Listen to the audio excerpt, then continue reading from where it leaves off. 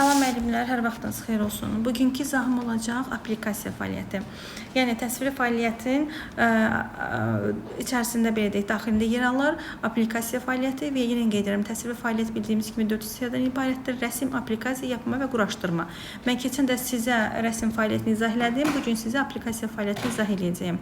Baxın, yenə də qeyd edirəm, ümumiyyətlə təsvir fəaliyyəti məşğələsini yaxşı oxumanızı, çoxlu mütaliə etmənizi məsləhət görürüm. Çünki qəbulda ən azı 3 dənə, 4 dənə sualınız təsvir fəaliyyətindən əlaqədar olacaqdır və burada yaşlar xüsusilə vurğulandığına görə hər yaşın öz xüsusiyyətləri, hər yaşa uyğun belə deyək, hansı texnikalardan istifadə etmək, bunların hər birini ayrı-ayrılıqda bilməlisiniz və bunu da çoxlu mütaliə etmənizi sizə məsləhət görürəm. Elə isə başlayaq. Təsviri fəaliyyət məşğələsində aplikasiya fəaliyyətinin təşkil olunması. Tədrisi metodikası. Aplikasiya ümumiyyətcə nədir? Aplikasiya latın sözüdür. Latın dilindən tərcümədə birləşmə deməkdir. Yəni müxtəlif formaların uyğun fon üzərində bədii tərtibatın yerləşdirilməsidir. Baxın, aplikasiya fəaliyyətində xüsusi yerliklərdən biz istifadə edirik.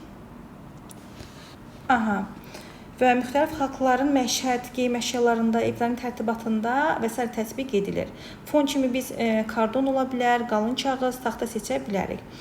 Bir də aplikasiya məşğələləri üçün bağçalarda əsasən biz kağızlardan, rəngli kağızlardan istifadə edirik. Əksər hallarda isə parça qırıntıları ola bilər, kardon ola bilər, məsələn təbiət elementləri, saman çöpləri, qurumuş yarpaqlar, güllər, toxumlar və s. istifadə edə bilərik.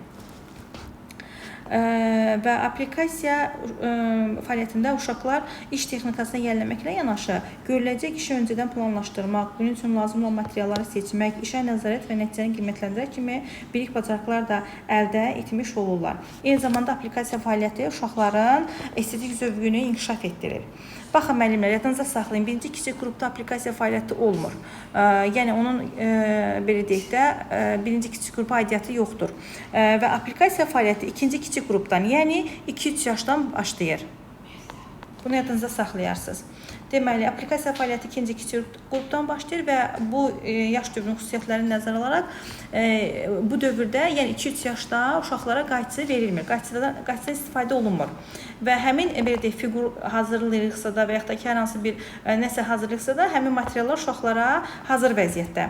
Yəni kağızları hazır vəziyyətdə verilir və ya rəngli kağızlarla uşaqlardan cırma priyomu deyirik, cıraraq hazırlayırlar. Yəni uşaqlar əllərinə götürərək kağızları, kağız ola bilər və yaxud da ki, hər hansı bir salfetka da ola bilər, daha çox kağızlar deyək də. Onları, baxın, burada rəsmdə də təsvir olunub, cıraraq hazır şəkildə, bax, bu gülün üzərinə yapışdırırlar. Bu da olur, deməli, ikinci körpələr qrupunda. Eyni zamanda məşğələ zamanı əşyaya toxunaraq, biz dedik, 2 əllə toxunaraq, rəsm fəaliyyətində də yəqin ki, yadınızdadır. İkinci kiçik qrupdan başlayır, onunla gedir 2 əllə toxunaraq və baxaraq təhlil etməlidirlər. Məsələn, uşaqlar öyrənirlər ki, top artıq yumrudur, hamardır, 2 rənglidir, yarısı sarı, yarısı qırmızıdır. Aplikasiya zamanı rahatlıqla 2 yarım dənəni yapışdırıb artıq uşaqlar top hazırlayacaqlar. Yəni, burada da şifahi nitqin xüsusilə rolu belə deyək, xüsusi rol çoxdur. Bax, məsəl üçün, biz tutalım, eyni zamanda əşyanın şəklinə baxıb hansı hisslərdən ibarət olduğunu müzakirə etmək vacibdir. Tutalım, biz uşaqlarla göbələk mi hazırlayırıq? Uşaqlara qeyd edirik ki, baxın, uşaqlar, bu göbələkdir. Göbələk, məsələn, gövdə papaqdan ibarətdir. Gövdə aşağıda, papaq isə yuxarıda yerləşir. Hər zaman olduğu kimi oyunda əlavə edə bilərik. Və məşğələ zamanı vacib məqamlardan biri də uşaqlara yapışdırma və üst-üstə qoyma üsullarının göstərilməsidir. Bunun üçün uşaqların görməsi üçün müəllim bu prosesi malbertdə və ya lövhədə göstərir. Burada ardıcılıqda özünüz oxuya bilərsiniz. Eyni zamanda aplikasiya zamanı tərbiyəçi müəllim uşaqlara bir-bir yaxınlaşır, lazım gəldikdə onlara kömək edir, suallar verərək istiqamətləndirir. Hazır işləri mütləq sərgiləyirik. Müəllim təhlil zamanı uşaqlara pozitiv hisslər yaratmağa çalışmalıdır. Hər kəsi tərifləyirik, işlərdən zövq almağa dəvət edirik. Bu xüsusən işin başlanğıcında olduqca vacibdir. Çünki bu mərhələ zamanı aplikasiya fəaliyyətinə maraq oyatmaq lazımdır. Tədricən uşaqların diqqətini işin bədii tərəfinə, rəng həllinə yönəldirik. Bu oldu, deməli, ikinci kiçik qrupda aplikasiya fəaliyyəti. İndi keçirəm orta qrupda aplikasiya fəaliyyətinə. Baxın, artıq orta qrupda uşaqların əl əzələləri möhkəmlənməyə başlayır, barmaq əzələləri möhkəmlənir, hərəkətləri daha dəqiq və idarə edilən olur. Buna görə də artıq orta qrupdan kəsim əlavə edirik. Yəni qayçı ilə işləmə texnikası orta qrupdan başlayır. Bax, yadınızda saxlayın. Tərbiyəçi mənim uşaqları aktivləşdirir, əşyaya baxış zamanı uşaqlardan əşyanı təsvir etməyi xahiş edir. Yəni qeyd edirəm, kəsim biz orta qrupdan veririk, qayçı orta qrupdan, qayçı ilə kəsim texnikasını biz orta qrupdan mənimsədirik. Baxın, ilk məşğələdə tərbiyəçi müəllim qayçını necə tutmaq lazım olduğunu uşaqlara əyani şəkildə göstərilir. Baxın, təsvirdə olunub burada, məsələn, qayçını kəsmə texnikası. Burada var idi, məsələn, qayçını necə tuturuq, əyani şəkildə müəllim uşaqlara göstərir. Birinci, məsələn, sağ əlinin böyük barmağını halqaya keçiririk. İkinci, məsələn, barmaq aşağıdan dəstəkləyir. Üçüncü və dördüncü barmaq isə altdakı halqaya keçirilir. Yəni, bunun necə kəsmək, belə deyək, texnikasını ardıcılıqla bu şəkildir. Ancaq sizdən soruşsalar və yaxud da testə düşsə, ən önəmli biz təhlükəsizlik qaydanı birinci götürürük. Yəni, ardıcılıq soruşsa, birinci təhlükəsizlik bizim üçün önəmlidir. Yəni, təhlükəsizlik qaydaları ən öndə gəlir.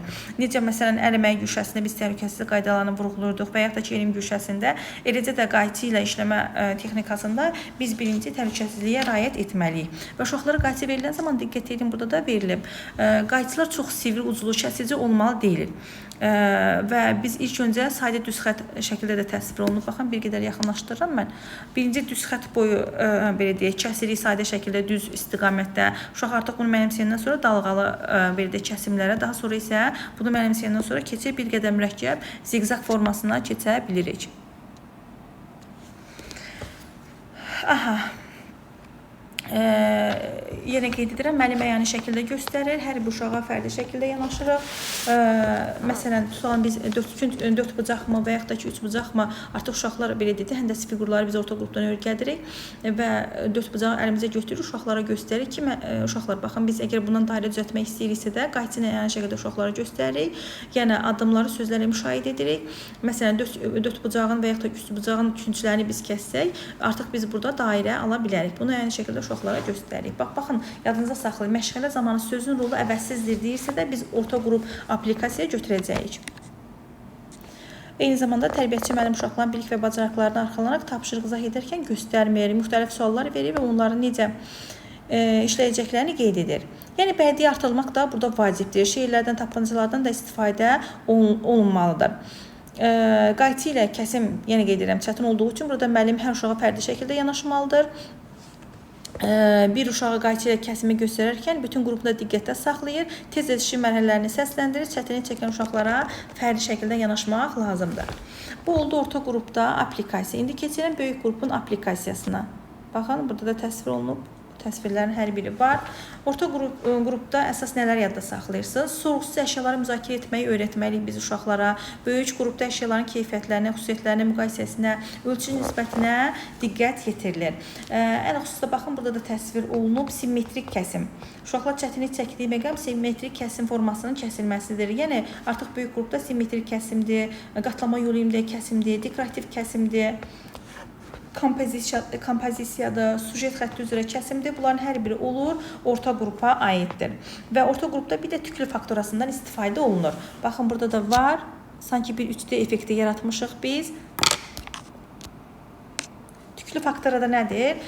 Məsələn, qayçıdan yəni istifadə olunmur tüklü faktorada. Ancaq uşaqların barmaqları, kiçik əzələləri işləyir. Məsələn, kağız mı olsun və yaxud da rəngli salfetkalar mı olsun, uşaqlar onu kiçik parçalara ayırır. Məsələn, bax, burada xoruz düzəldiblər və yaxud da ki, balıq. Yəni, müəllimin, uşaqların müəllimin fantaziyasına, yaradıcılığına baxır. Biz bunu kağızlardan da və yaxud da ki, məsələn, qoyun rəsmi çəkib, onu pambıqlarla da, belə deyək, yapışdıra bilərik. Bu olur tüklü faktora. Yadınızda saxlayın, 3D effekt və yaxud da ki, ola bilər ki, məsələn, müxtəlif toxumlardan, lobiyadan, mərcidən, bax, bunlardan da istifadə etmək mümkündür. Bunun adı olur tüklü faktora. Sonra tərbiyəçi müəllim uşaqların işinə müdaxilə etmir, kənardan müşahidə edir, istiqamətləndirir. İşin təhlili uşaqların aktiv iştirakı ilə aparılır. Yenə də müəllim aplikasiya işlərinin bədii xüsusiyyətlərinə, kəsim keyfiyyətlərinə, səliqəsinə diqqət yetirilir. Lakin orta qrupla müqayisədə artıq tələblər bir qədər artırırıq. Yaratdığı əsərə tənqidi yanaşır uşaqlar, digər işlərlə müqayisə etmək uşaqlara öyrədirik. Məsələn, qrupa kağızın rəng seçiminin uğurlu olub-olmamasını uşaqlardan soruşa bilərik və yaxud da ki, hissələrin səliqəli kəsib-kəsilməməsi, düzgün yerləşdirilməsi barədə uşaqlara təkliflər edə bilərik. İndi isə keçirəm məktəbə hazırlıq qrupunda aplikasiya fəaliyyətinə. Aplikasiya deməli məktəb azlıq qrupunda gündəlik işində tərbiyəçi müəllim müxtəlif əşyalara, oyuncaqlara, dekorativ tətbiqi sənət nümunələrinə, illüstrasiya baxış təşkil edərkən onların xarakterik xüsusiyyətlərini qeyd edir. Yəni geniş şəkildə biz belə deyək, əsasən nə məsələn aplikasiyadan düzəldiriksə də onun obrazlara xüsusiyyətlərinə xüsusilə diqqət yetiririk biz məktəb hazırlıq qruplarında. Yəni geniş şəkildə artıq biz müzakirə edirik. Tutalım biz türkümü bu gün hazırlayırıq aplikasiya fəaliyyətində. Türkünü geniş şəkildə müzakirə etməliyik. Onun rəngidir, formasıdır, ölçü nisbətləridir. Eyni zamanda bax obrazlar xüsusiyyətlərinə xüsusilə fikir veririk. Yəni türkü deyirik ki, uşaqlar baxın türkü çox bilmişdir, cığaldır. Məsələn, əgər türkü hazırlayırsa da obrazın xüsusiyyətlərini əlaqələndiririk. Başı məsələn quruluşu uzunsovdur, quraqları şaqülü və yetidir, bədəni uzunsovdur, quyruğu uzun və tüklüdür. Biz buna görə də buna şələ quyruq türkü deyirik. Yəni ətraflı şəkildə, geniş şəkildə müzakirə edirik. Olsun məsələn digər heyvanlar, məsələn aslan mı bu gün aplikasiyadan hazırlayırıq və ya da digər obrazların onun xüsusiyyətlərinə xüsusilə diqqət yetiririk. Və bu da aplikasiya zamanı uşaqlar bunları yadına salır və işlər daha ifadəli və parlaq alınır. Eyni zamanda baxın məktəb hazırlıq qrupunda selülit kəsim müəllim uşaqların diqqətini əşyan kontur xəttinə, məkandakı mövqeyinə və ölçülərinə, qayçının hərəkətlərinə cəlb edir. Selülit kəsimdə çölkə kəsim deyirik biz buna. Bu da necədir? Tutalım qara fon üzərində biz ağ pişikmi yapışdırırıq və ya da ağ dovşanmı yapışdırırıq. Bu da olur selülit kəsim. Bir də yadınızda salın məktəb hazırlıq qrupunda söz aparıcı rol oynayır. Tərbiyəçi uşaqlara suallar verməklə onları düşünməyə, əsaslandırmağa, müstəqil həll yolları tapmağa öyrədir, lazım gəldikdə xatırladır, qeyd edir, məsləhətlər verir. Bunların hər biri oldu, deməli, məktəb hazırlıq qrupunda deməli, aplikasiya fəaliyyətinə və məktəbə hazırlıq qrupunda kəsmə texnikasına kömək ehtiyac duymadıqlarından bütün diqqət onların yaradıcılığın sərbəstliyinə və ifadəliyinə yönəldilir. Fəaliyyət zamanı uşaqları bir-birlə kömək etməyə, təşviq etmək məsləhət görülür. Məsələn, əgər kəsim texnikasını yaxşı bilən uşağın yanına bunu bir qədər zəif bilən uşağı əyləşdirə bilərik, o onu öyrədə bilər, onu öyrətməsi üçün xahiş edə bilərik. Fərdi iş zamanı müəllim təlimat vermək əvəzinə məsləhət verir, suallar ünvanlanaraq artıq istiqamətləndirir. Əsərin təhlili mütləq şəkildə həyata keçirilməlidir. Yəni, əsərin təhlili prosesində müəllim uşaqlara obrazı, xarakterik, ifadəli xüsusiyyətlər qeyd etməli, müstəqil şəkildə səhvlər tapmağı və səbəblərini izah etməyi öyrədir. Yəni, baxın, biz məktəb hazırlıq qrupunda uşaqların hər hansı bir tutalım heyvan hazırlamışıq, aplikasiya fəaliyyətində nəysə hazırlamışıqsa da, orada işin gedişində yaxşı düzəldən belə deyək, uşaq olsun və yaxud da ki, yaxşı əl işi düzəldən uşağı biz mütləq şəkildə tərifləyirik. Əgər uşaq yaxşı düzəltməyibsə də biz onu qrup daxilində deməli deyirik ki, məsələn, falan kəs bugün yaxşı əl işi düzəltməyib. Yaxşı əl işi yoxdur da, tutalım bu uşağın. Yaxşı bacara bilmirsə də biz onu, məsələn, növbəti fəaliyyətimizdə hər hansı işi yaxşı görübsə də onu mütləq şəkildə vurğulayırıq, qeyd edirik ki, uşaqlar bir-bir stimuli veririk, həvəs veririk. Bu da oldu aplikasiya fəaliyyəti.